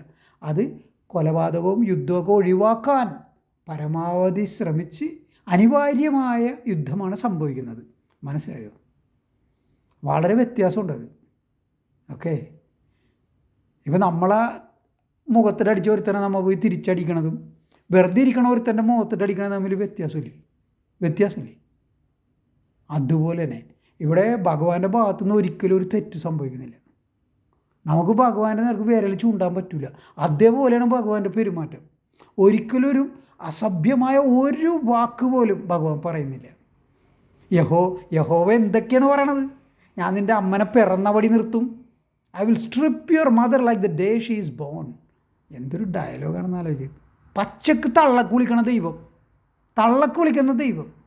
പിന്നെ ഞാൻ നിൻ്റെ ഭാര്യമാരെ അടുത്ത് പകൽ വെളിച്ചത്തിൽ നിൻ്റെ കൂട്ടുകാർക്ക് കൊടുക്കും, അവർ പകൽ വെളിച്ചത്തിൽ നിൻ്റെ ഭാര്യമാരുടെ കൂടെ കിടക്കണം, നിനക്ക് കാണേണ്ടി വരും. പറയണേ എന്നാൽ ആലോചിച്ച് നോക്ക്. ഒരു ദൈവത്തിന് ചേർന്ന വർത്താനമാണ് പറയണത്. അപ്പോൾ ദൈവം എന്നുള്ളത് മാറ്റി അവിടെ പിശാചെന്നാക്കിയാൽ, യഹോവ ദൈവം എന്നുള്ളത് മാറ്റി യഹോവ പിശാചെന്നാക്കിയാൽ എല്ലാം like brick in the wall, എല്ലാം പക്കയായിട്ട് ടാലി ആവണേ. അതുകൊണ്ടാണ് കാർത്തിക് പറയണത് യഹോവ ദൈവമല്ല, യഹോവ പിശാചാണ്, പിശാചാണ്, പിശാചാണ്. ഓക്കെ, അപ്പോൾ ഇതുകൊണ്ട് നിർത്തുന്നതിന് ഇന്നത്തേക്ക് ഇത്രയും മതിയെന്ന് തോന്നുന്നു. ഒരുപാട് കാര്യങ്ങൾ പറഞ്ഞിട്ടുണ്ട്. എന്തെങ്കിലും ഞാനൊരു മനുഷ്യനാണല്ലോ, തീർച്ചയായിട്ടും ഞാൻ തെറ്റുകൾ വരുത്തും. അപ്പോൾ ആ തെറ്റുകൾ ചൂണ്ടിക്കാണിക്കുന്നതോടെ എനിക്ക് സന്തോഷമുള്ളൂ. മനസ്സിലായോ? പിന്നെ എന്തെങ്കിലും അറിയാനുണ്ടെങ്കിൽ ചോദിക്കുക, ഞാൻ അതിന് മറുപടി പറയാനായിട്ട് ഞാൻ ബാധ്യസ്ഥനാണ്. ഓക്കെ, നന്ദി, നമസ്തേ, ഹർ ഹർ മഹാദേവ്, ജയ് ശ്രീറാം.